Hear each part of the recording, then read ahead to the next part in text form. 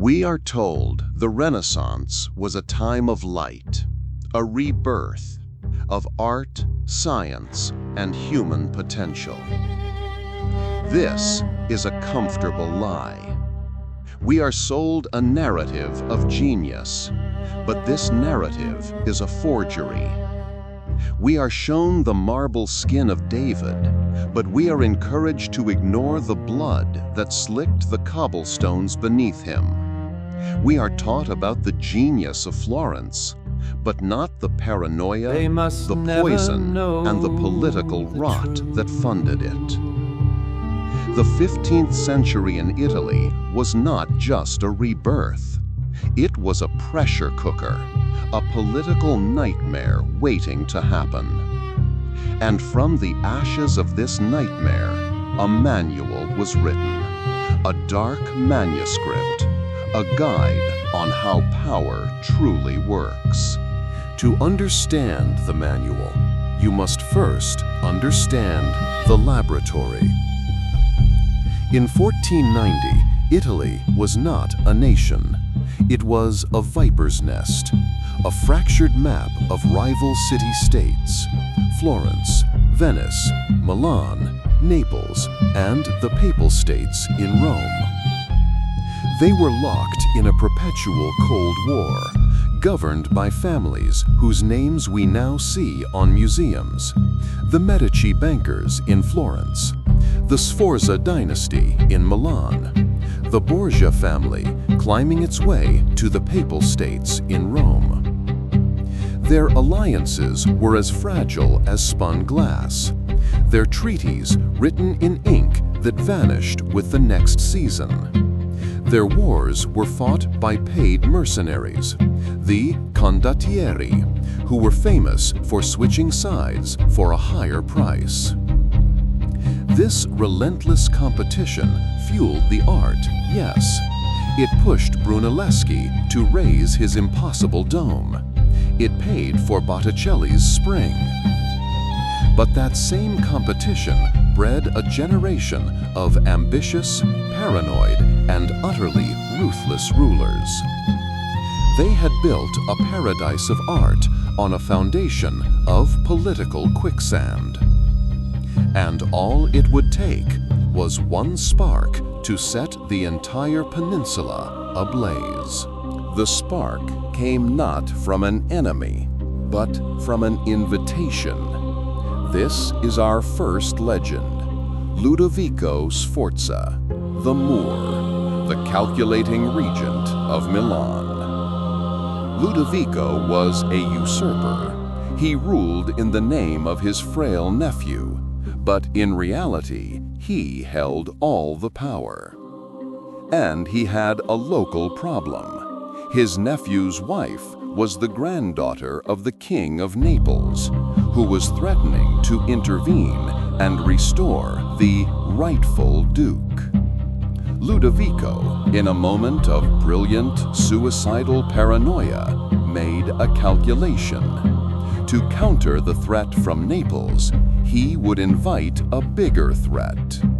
He sent a letter across the Alps, an invitation to King Charles VIII of France to invade Italy and press an old, weak claim on the throne of Naples. Ludovico thought he was playing the game. He thought he could control the French, use them as a weapon, and then send them home. He had just opened the gates of the asylum and let the lunatics in. In 1494, the French army descended. This was not the small, theatrical warfare the Italians were used to. This was a modern, brutal force, armed with advanced mobile artillery that shattered medieval walls in hours, not weeks. The age of polite mercenary warfare was over. The Italian wars had begun. In this new age of chaos, one family thrived. One name that perfectly understood the new rules: the Borgias. The patriarch, Rodrigo Borgia, had bribed and schemed his way to the papacy, becoming Pope Alexander VI. He used the church as his personal piggy bank and private army. But it was his son, Cesare Borgia, who became the archetype, our second legend. Cesare was not a diplomat. He was a predator. He was a cardinal of the church who renounced his vows to become a warlord, the first man in history to do so. He cut a bloody swath across central Italy, forging his own kingdom through sheer terrifying force of will. He was brilliant, he was charismatic, and he was utterly without mercy. Pause. Weird history tone. His most trusted lieutenant, Ramiro de Orco, was a cruel but effective governor. When the people of Cesena began to hate de Orco, Cesare saw a political opportunity. He had Ramiro arrested. On Christmas morning, the townspeople woke to find Ramiro's body in the public square, cut in two, his head placed on a pike beside him. With this single act, Cesare satisfied the people's hatred and simultaneously terrified them. This wasn't just execution, it was a performance, a masterpiece of political theater. Cesare Borgia was the new predator, perfectly adapted to this poisoned ecosystem. And someone was watching, taking notes. A diplomat for the besieged Republic of Florence, a mid-level politician trying desperately to navigate this new world of monsters. His name was Niccolò Machiavelli. Machiavelli watched as his beloved Florence, which tried to stay neutral, was crushed between the French and the Spanish. He watched as his government dithered, debated, and ultimately failed. He was even sent on a diplomatic mission to meet Cesare Borgia face to face. Imagine it, Machiavelli, the philosopher of republics, the believer in law, looking into the eyes of the monster.